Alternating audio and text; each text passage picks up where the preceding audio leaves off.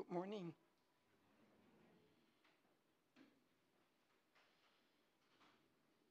This is quite amazing. It's since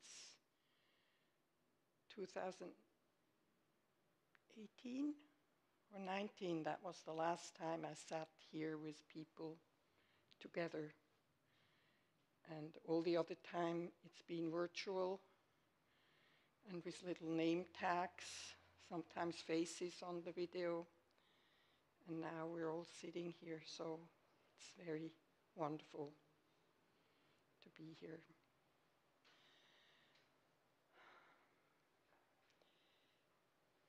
Welcome to everybody. And is there anybody here who is the first time here? A very special welcome to all of you. Please feel free to make yourself as comfortable as you can in your seat. So there's no requirement to be motionless. And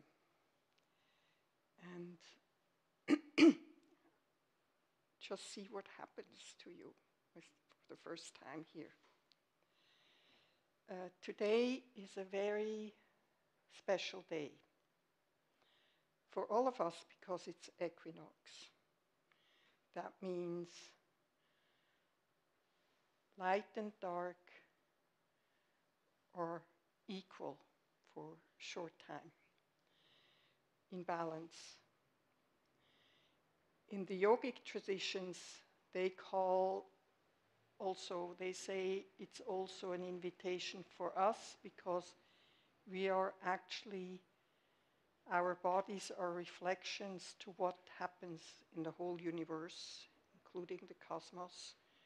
And there is an invitation of being balanced female, male, because we all have both those energies in us, with some maybe more pronounced than the other, not necessarily tied to our biological gender.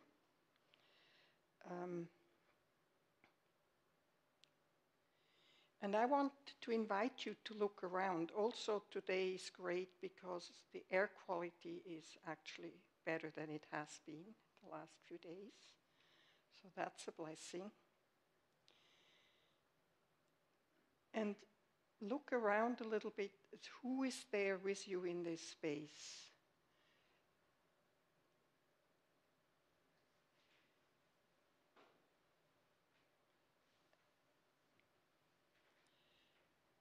And also take a moment to feel, sense inside you. You can close your eyes if that helps, and just see if you can feel that actually you are alive. Can you feel the life flowing through your body, the energy of life, and how can you feel it in your very own body at this moment? You may feel it as your breath coming and going, or your heart rhythm, or just a hum in your skin, or a hum of this energy.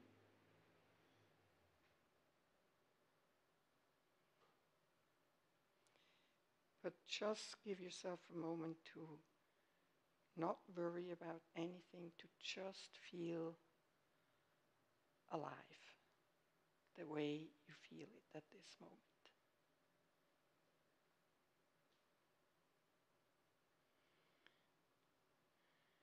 The fall equinox is harvest time, acknowledgement of growth, of growing what you've grown through the summer, of natural evolution, also of our organic being. And some of us feel like we are in the fall of our lifetime. Some of us feel like we are at the end of the fall of our lifetime. Some feel like we're in spring in our lifetime, so that's different. But to just also see where that equinox just gives us a possibility to pay a little bit attention and focus on that.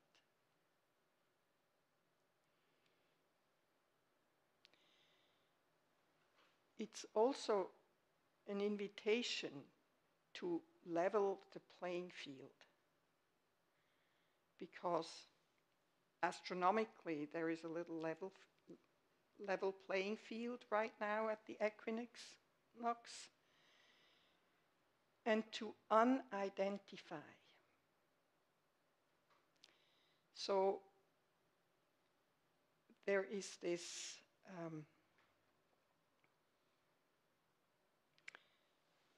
figure that you may have seen of Shiva, who is one person together with Adharnari, which is Shiva is male and his consort is female, and they're one body. And that's also an expression of the equinox.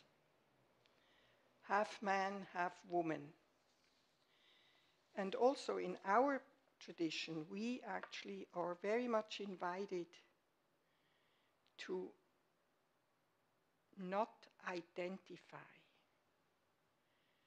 neither with our body, nor with our thoughts, nor with our feelings, to feel them, to acknowledge them, but not to identify. Because the moment we identify, it becomes a fixed thing. And I had a wonderful experience of a fixed idea, because fixed ideas are also often not conscious, but they affect our perception absolutely. So my partner Marcia and I, we traveled to Switzerland, and we traveled early this year because I was raised and born in Switzerland and lived there for 41 years. So one of the very special memories I have is the scent of linden trees when they're blooming. It's the most soothing, wonderful scent. And when I smell it, I want to just lie down, so I don't need any other energy but can only smell. I don't need energy to stand up or anything. I can lie down and just be only nose smelling. So we went early, so I would, after I don't know how many, tens of years, to smell linden trees again. And we went to Switzerland. So in the place we live, we look out the bedroom window and across. Oh, for me, linden trees are also connected. I know them from Zurich, living in Zurich, and from living in Basel. So linden tree, Zurich, Basel. But we were in Neuchâtel, and outside the bedroom window, I looked at the huge linden tree on the hillside, like 5 minutes away, 3 minutes away. But linden tree, Zurich, Basel. It never occurred to me to go check this tree out to see when is it going to bloom. And we probably were not there when it bloomed, but I still, Zurich and Basel. Even though linden tree, I identified as linden tree, but it didn't make the connection. So in the end, we raced to Zurich, and we're too late to smell any linden trees. They all had finished blooming. They don't bloom for a very long time. There are two kinds, one earlier, one later. But it absolutely was a fixed idea, and it didn't allow the perception to actually connect with me. And that's what happens to all of us. When we have a fixed idea, it shapes what we can perceive, even though something else is standing in front of our eyes, staring us in the face. So it was I was grateful for that experience, because I knew this intellectually, but to really experience it and see it every day and see it was ready full of buds, but it didn't click. So, to not identify is one of the big challenges. But for that also we need to really be interested in recognizing and discovering what kind of fixed ideas we have that might do that to us. And there's a beautiful poem by Hafez, a Persian lyric who lived in the 14th century. And one of his poems is, "I have learned so much. I have learned so much from God that I can no longer call myself a Christian, a Hindu, a Muslim, a Buddhist, a Jew. The truth has shared so much of itself with me that I can no longer call myself a man, a woman, an angel, or even a pure soul, Love has befriended Hafez so completely, it has turned to ash and freed me of every concept and image my mind has ever known." So that's how he expresses this. What we all,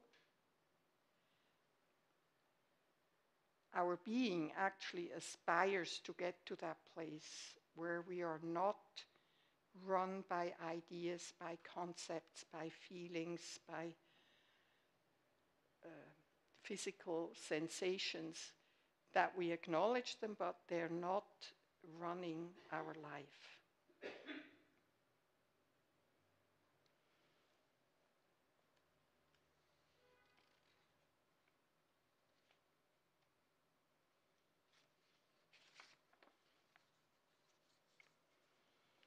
Then there is another part of today which is very auspicious, which is that 3 students of this temple are going to take vows or receive the precepts as priests, which is they are actually vowing to renounce worldly affairs, renounce fixed ideas, renounce being trapped, and be free. Aspire to unconditional love, like Hafez says somewhere, and love says, I will take care of everything that is near. Level playing field. Radical respect to everything. Not just, oh, I like this and I don't like this, or you deserve respect and you don't. Or you come up with your own examples, which we all have innumerable, I'm sure. I certainly do. So we have a priest ordination this afternoon in this temple. They renounce worldly affairs like these attachments and identifications, and that's called renunciation. So it's also called leaving home ceremony. And there are many ways you can think about this. You can think about your physical home, can think about family, you can think about, but really it is the ideas we have created about ourselves are fixed ideas, and they have become a home for us. We feel just so that's me. You know, even if we're suffering, we feel, well, that's me, and that's always been that way. And we recognize it, and it feels very familiar and home. And that is the most profound home we're leaving.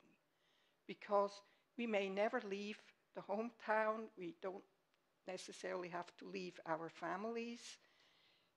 It's just that shift from being attached and identify to freely and equally taking care and nourish and sustain connections in a liberating and liberated way. So they're not transactional. They stop being transactional. I'm nice to you, but you better now be nice to me.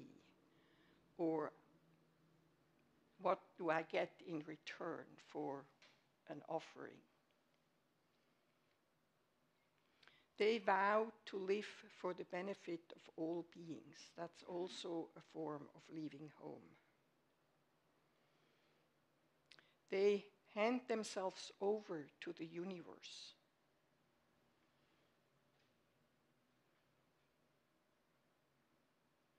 And it's what all our beings, which is not more than what we think about ourselves. Our beings is a holographic 360-degree simultaneous dynamic event. It's not a linear event. But when we think about ourselves, it's in sentences which are linear, and it's narrow. It's on a thin line. And we have a little building with building blocks that we are familiar, but that's not the being we are. The being we are is life expressing itself through you in a very particular way. And that wants to be expressed fully and completely. And our conditionings and how we keep ourselves conditioned by self-talk is limiting that capacity. So those three people are vowing to follow that inner way-seeking heart and mind, which we all have. It's not the Buddhist thing. It's called in Buddhism Buddha nature, but in Christianity it's called soul. It can be called many names. It's just life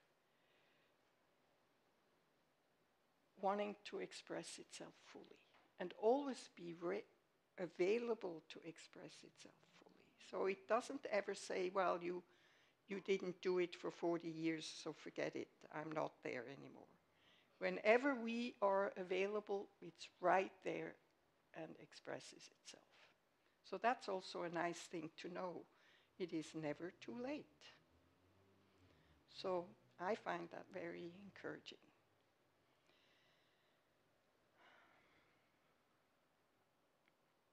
Also, priest ordination.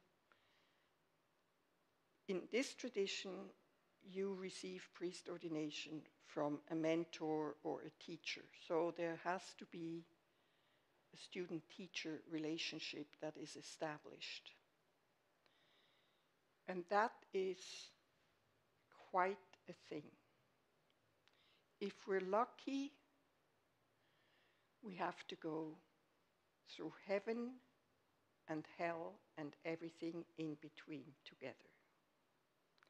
Because it's a profound, profound connection, being to being, that then brings up stuff that we have committed ourselves to never feel again, or to avoid, or to,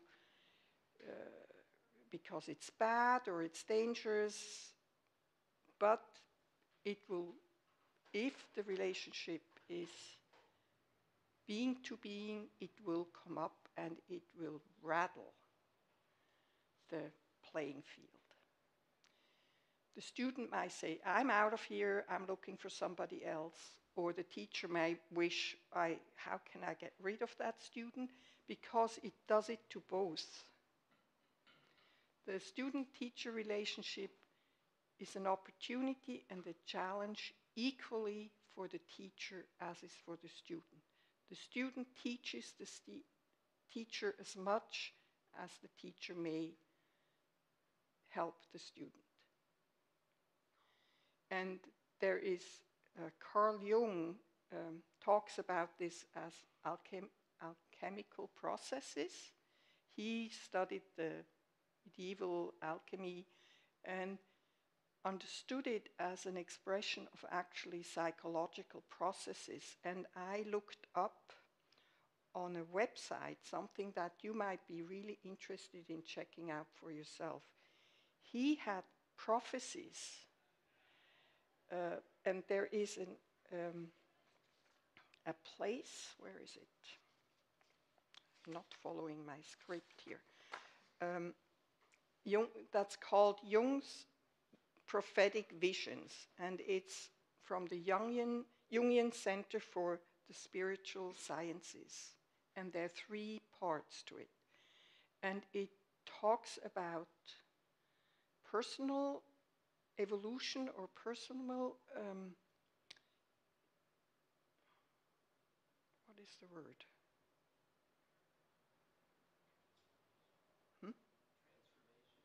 Well, transformation, but individuation. He calls it individuation, becoming your full being. It's a transformative process.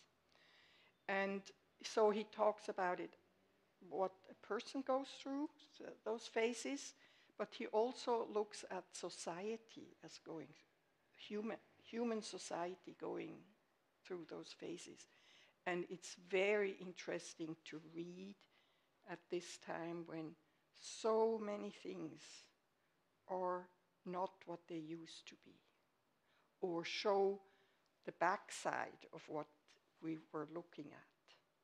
We are seeing the shadow side of a lot of things that are not new, but they now are much more effective. The climate, the inequality, the nature's catastrophes, the pandemic, the different realities we suddenly find ourselves in that we don't have a shared reality anymore that we can say we agree to. And he talks about that as a phase we go through in evolution and also as a necessary phase. So I found it really helpful because to me it ties in what happens in a student-teacher relationship or can happen, and what happens in the world and what happens to every individual that's on the path of liberation, whatever that path is. It's not a possession of the Buddha's teaching.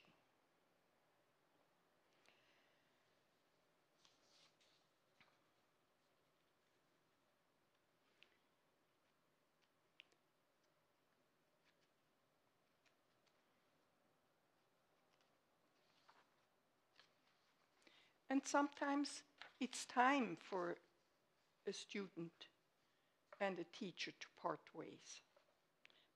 Not because they're not willing to work through things, but because what they could do together is achieved, and for the next chapter it might be a different relationship that's necessary.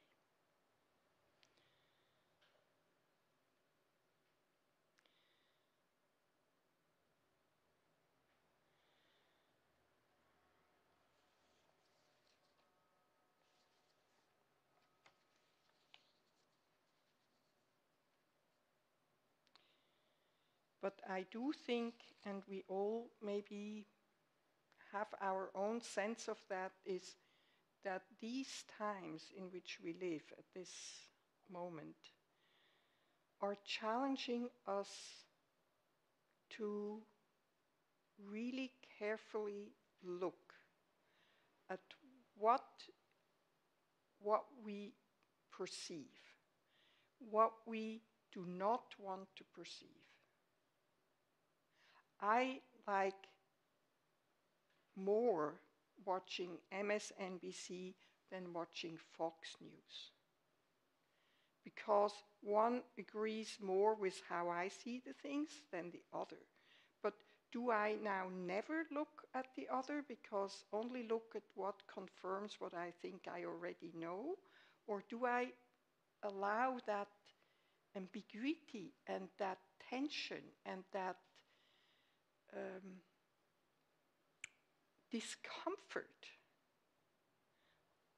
And do I kind of exclude that reality and say, oh, there are only about 60 million people, so I can kind of not think about them? And they think the same about me. So, we are challenged to really look at those things personally and what can we do? So, and when we challenge that, it is a disintegration of our sense of being, because we have created habits around how to maintain that and feel like we stay in the known rather than being thrown into the not knowing, where we don't know, where we have to find a new way. But I think we're all at this point really challenged. What can we do?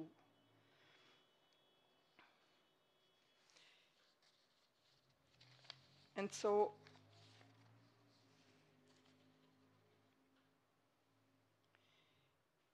also the fact, one of the ancestors of this lineage, one of the founder of the Soto Zen school, Eihei Dogen Senji, he wrote, your practice, it's part of a quote, but your practice affects the entire earth and the entire sky in the 10 directions.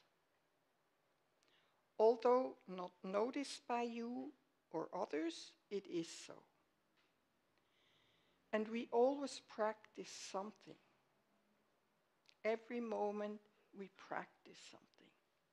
We practice kindness, or we practice aversion, or we practice grasping, or we practice wishing, or we practice rejection, or we practice being still, or we practice distracting ourselves. We are always practicing. It's all, we always are, everything we do, think, feel, sends energy throughout the whole universe, because we are completely, absolutely interconnected. And that's what he's expressing with that sentence.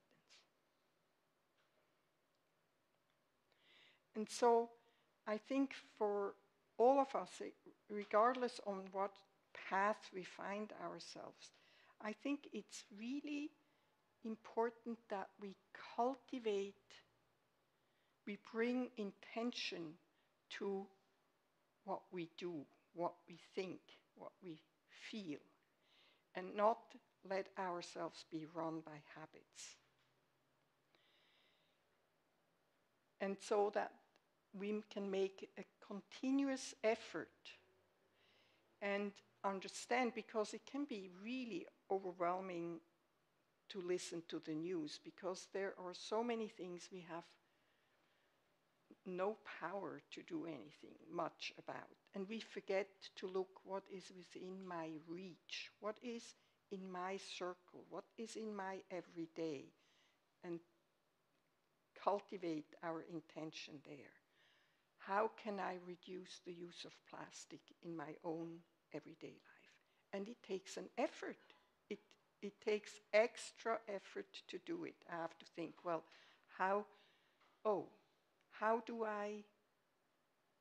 where do I buy my stuff? Do I bring my own bags? Do I use the plastic bags that are in the store? Or I can't just do it how I used to do it anymore. If I take the reality that somebody told me 2000, I don't know when, there, who said that to me? There will be more plastic in the ocean than something horrific. I can't remember. But it's just absolutely, I mean, we're going to suffocate on plastic in a foreseeable time. I think it was 2050 or something like that. Anyway, so can we do what's in the reach, of my reach, and in my life, and what connections are there, and can I cultivate them in sustainable, kind, respectful ways? That will keep us balanced and not so overwhelmed by that we hear everything from all over the world now, and keep us more sane.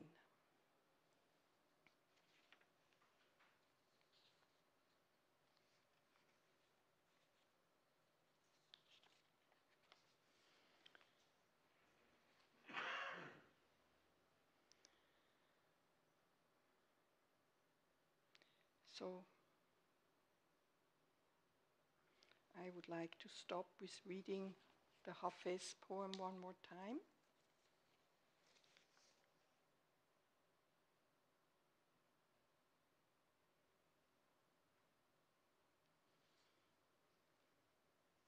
Oh, actually, I would like to read something else.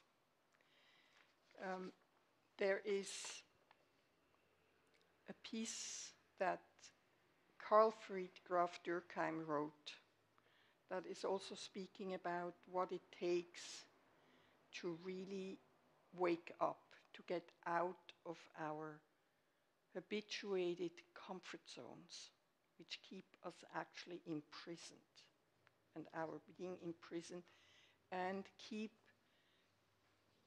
us disconnected from the complete interconnection in which we actually live. And it's called the way of transformation. The person who, being really on the way, falls upon hard times in the world will not, as a consequence, turn to that friend who offers them refuge and comfort and encourages their old self to survive. Rather, they will seek out someone who will faithfully and ineroxibly help them to risk themselves so that they may endure the suffering and pass courageously through it, thus making of it a raft that leads to the far shore. Only to the extent that we expose ourselves over and over again to annihilation can that which is indestructible arise within us. In this lies the dignity of daring.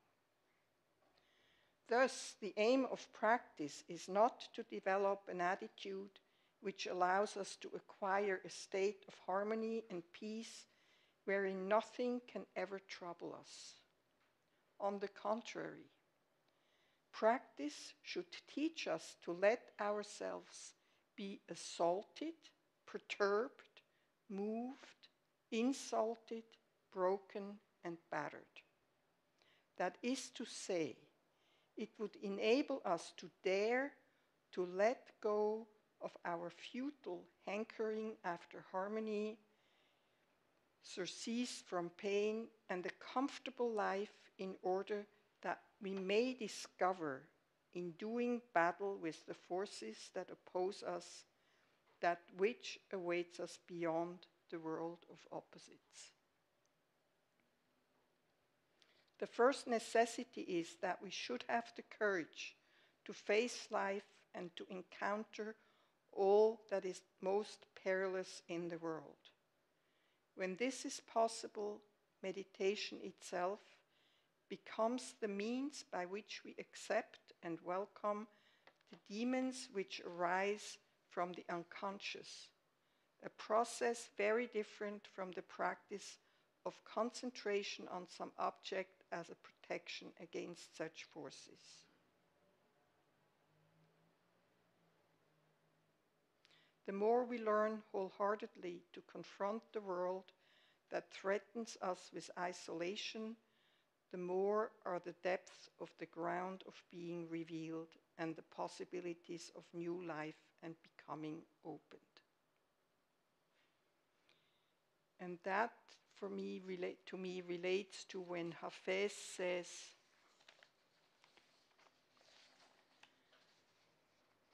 because Hafez writes, when you come out on the other side of all of this, being annihilated over and over, that image of yourself being just not possible any longer.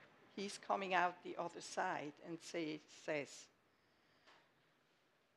that he cannot call himself anything anymore, neither a man nor a Buddhist nor a woman nor anything, because love has befriended Hafiz so completely, has turned to ash and freed me, has turned to ash. So we have to go to fire to be turned to ash.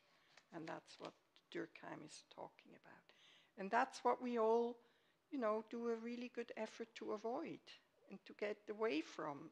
But when we are committed, it helps us. And when we have friends that help us in that endeavor, then we can pass through it.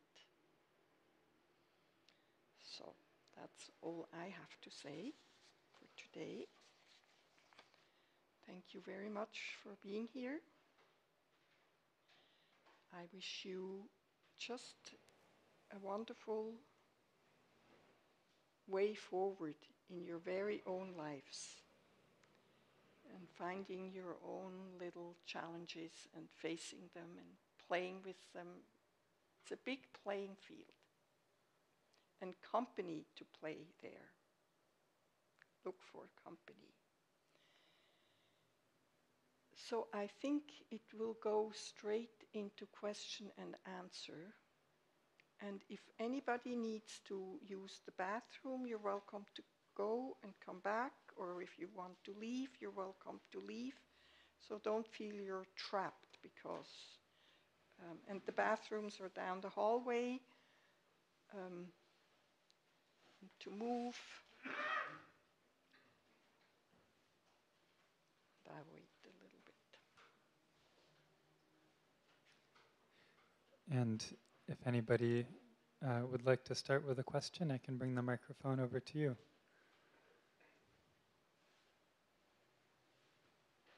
Over here.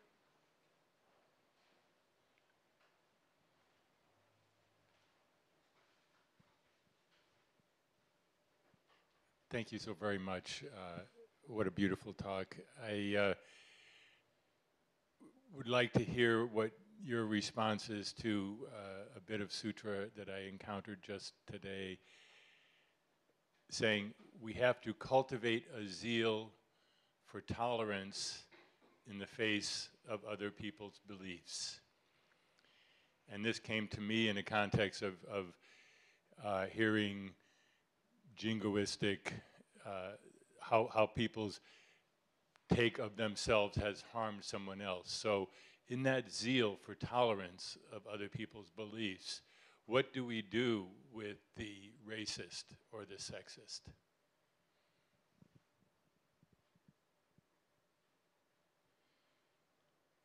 I think what comes to my mind is a poem by Thich Nhat Hanh, where he says, "Call me by my true names." And he wrote this after a little girl was raped by pirates that was fleeing from Vietnam on a boat, and then drowned herself in the ocean. And he said, "I am the girl, I am the pirate, I am the boat, I am the everything that led to people having to flee Vietnam. he said he was everything. I think when I want to use the word identify with all the aspects, rather than say this or them, and I'm not like this. I think we all are affected by systemic racism. We don't even notice it. That is why it's so hard, because people from other cultures often experience microaggressions that we don't know. We don't even know what they're talking about. So we have to become deeply interested rather than, and Pema Churchman says something very interesting. She says what we deserve is, as human beings, is not solutions, but because we all want solutions, which is something fixed, then we're rid of the problem. But what we deserve as human beings is something much more, is the tolerance to stand and be upright in the midst of ambiguity. So that's the tolerance the sutra talks about. Thank you very much. Welcome.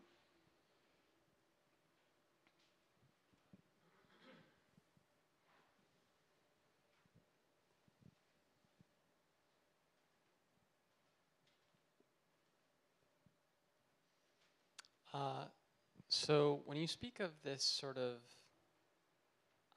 lack of identification. Say that again? Lack of identification. Yes. And this sort of seeing through opposites of male or female, old or young, blah, blah, blah, blah, blah. Is the idea to sort of see the unity of the opposites, or is it to see that there's something beyond the opposites? I guess that's more primordial than them, you know, more essential. So yeah, I guess, like, is it beyond or is it within it? I think it's both. I think, and it's not lack of identification, it's just when we become aware of an identification, then we can see what effect that has. Like, I could see that I didn't connect that particular linden tree with what I was looking for, even though it was standing right in front of me. So, because I was identified with the idea that it had to be in Zurich or in Basel. That's where I was going to smell them. So then we have choices, and we can see how they affect us. So it's not, it's a study. It's an invitation to study how am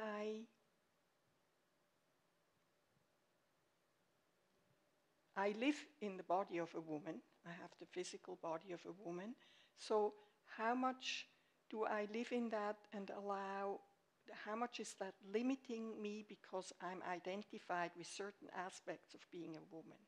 And then when I notice that I have choices, I can try something else. I can become more tolerant, or so it's rather a non-identification than a lack of identification. Does that help in any way? I think so. And I think there is a primordial background where our being is not defined by our gender.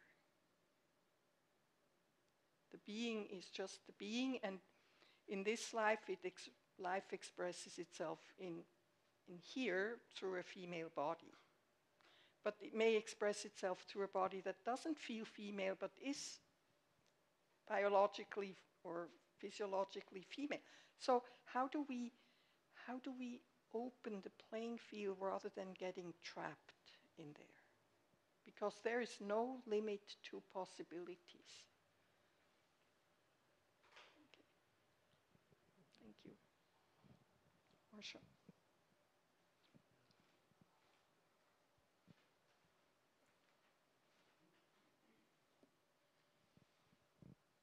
when I think about this stuff, I start to realize Just hold it closer. how daunting it is to have a fresh moment, because I start to think about every moment. There's a little bit of a rehearsal in my head where I'm visualizing that I'm going to go have lunch, that I've already filled it up with something. And how can I arrive in the dining room in a fresh moment without something I've already pictured, rehearsed, or assumed? It just seems sometimes impossible. Help.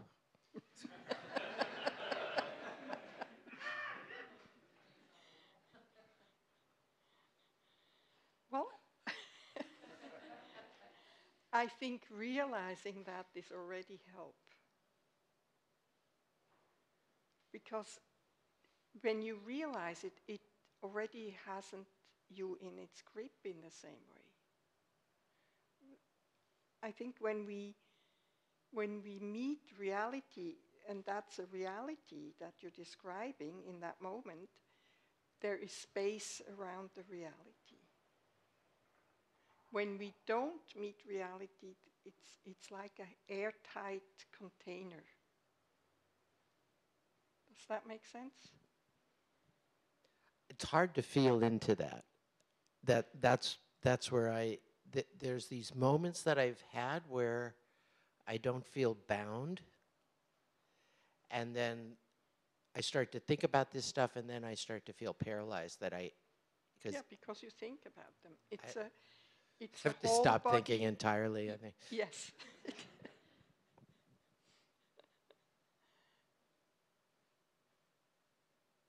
Thank you. It's a good question.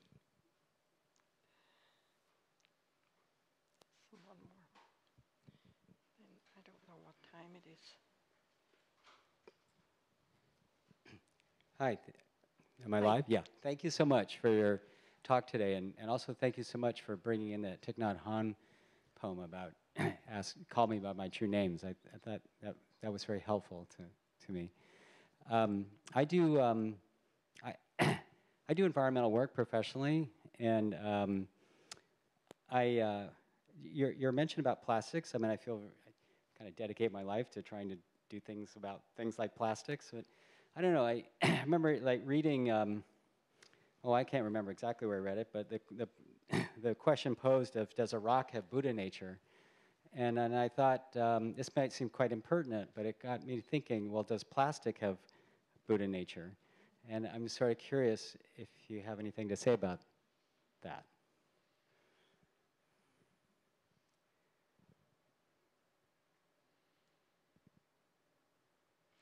I think treating everything as having Buddha nature means really being interested in understanding what it is, and then finding the appropriate response and the appropriate handling of that thing. So when we understand more profoundly what plastic is and what, then we will know more how to deal with it. Because, and it's man-made, so, but it's made from natural resources. So how do we, so I think it's really deeply, deeply knowing it and getting to know it and not just use it. Then we know. It's a little bit like a baby, or when you get a puppy dog, or when you plant plants. When you really are engaged, they teach you what they need, or what they are, or what works and what doesn't work. So it's also with plastic. I think that would be my answer today to that. Thank you.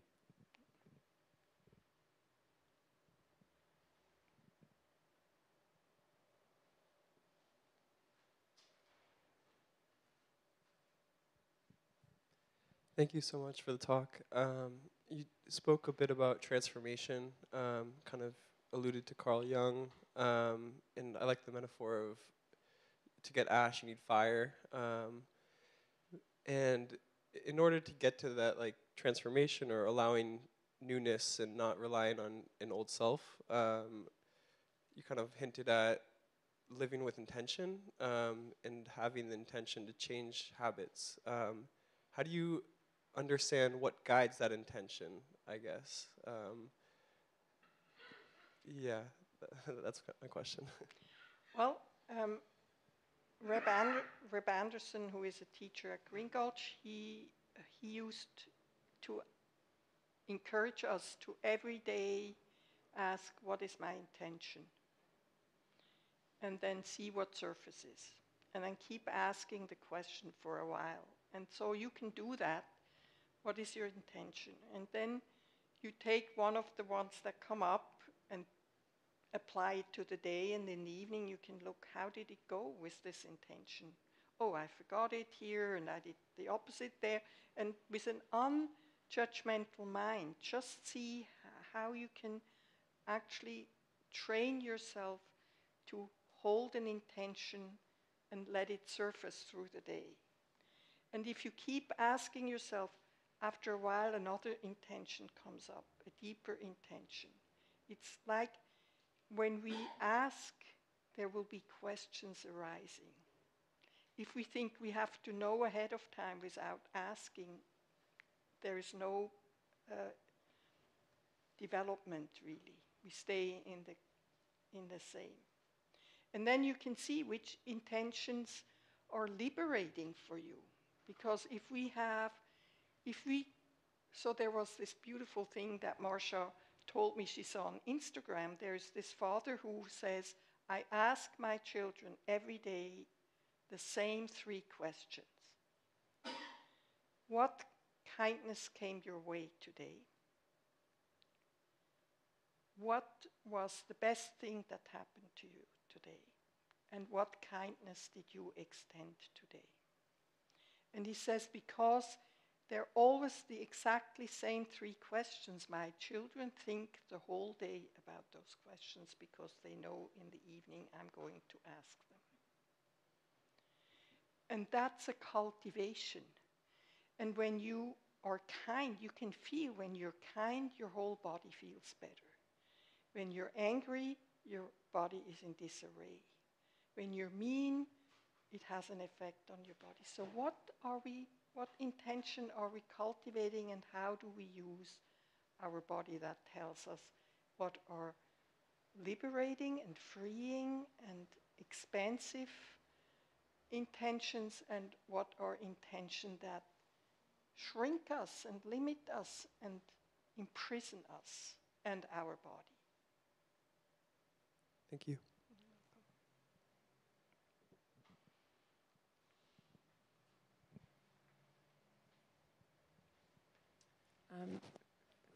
Thank you for your reflection and your reminder that identification can be a reminder of the limits of identification and how it can be separating. But I'm also curious about your thoughts about identification as a source of empowerment and connection. Yes, and that would go exactly to the same part that I just answered the person that asked the question in front of you. Pay attention if it's a liberating identification or a trapping identification. And when you're curious about that, you will find out. And some can be very liberating for a certain amount of time, not for the rest of your life, mostly. But they have both. So it's not like, it's how we meet reality and how do we stay connected to what supports life's expansion. Not how much more money I make, not that kind of expansion, but more how do I become kinder, more tolerant, more friendly, more well in my being.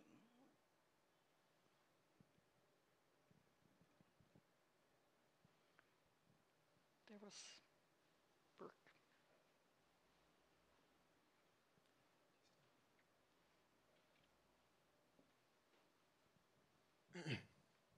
Hi, Christina. Hi, Burke.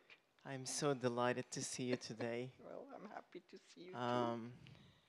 So I am going through a very painful breakup, and the metaphor you used about the fire and the ash really spoke to me today, because I feel like I have a wildfire in my heart.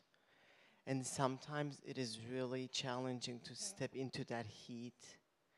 And I was wondering what you might say about how to be reborn from the ashes. But in order to do that, I have to first step in, because sometimes the entire world and my body and mind, everything is telling me to skedaddle. So can you speak to that a little bit? I don't think you need to step into it. I think it's more like allowing it to be there when it's here. So turning away and touching are both wrong, because it's like a mass of fire. So how can you stay close and surrender, but without stepping in it, without fueling it, without just, and then it does its work. And you've been through this before. So you know you come out the other end. Yes? Okay. Okay, I think it's time. Last, if anybody wants to still ask a question, or Tova. And then that's, I think, did anybody else have their hand up? Because that's, Lorenzo? Oh, okay. Hi, Christina. Hi, Tova. I'm struggling with the idea of tolerance, particularly tolerance of someone who does something or says something. I'm coming off a conference, we called it a gathering, where there were breakout groups, and in one breakout group someone said something that was very hurtful. I wasn't in the room, but I've heard it was very hurtful to others in the room, and it had to do with this person's sense of, I think, privilege as a white male. And I'm wondering how to address it, because I don't think it can be left unaddressed. And I find there are some behaviors that I don't want to just say are okay or tolerate when harm is caused. And so I'm having trouble with that word. Yeah.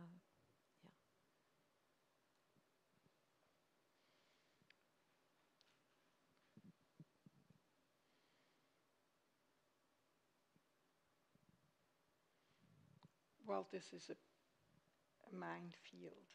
I know it is. I know it is, and it's really... And it's for, I think it's the minefield we're living in. And tolerance doesn't mean condone. I think it's very important, particularly if somebody is blind, and I would say probably that person is blind.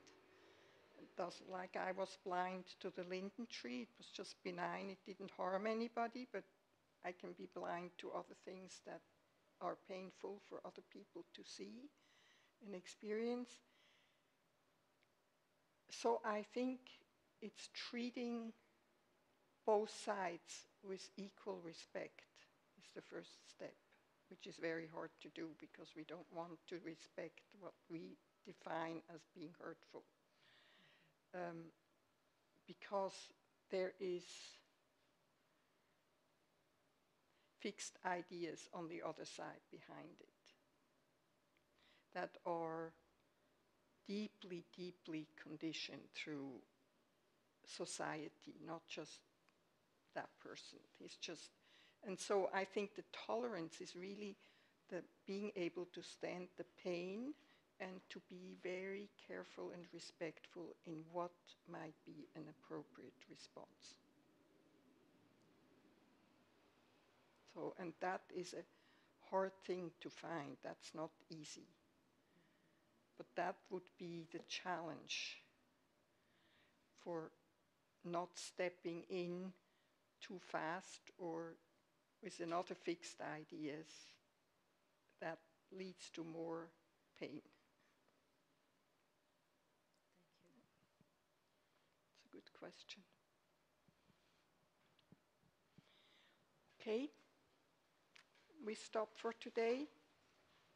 Thank you very much for having been here and having inspired what came out of my mouth, because you're part of what happens when I'm sitting here.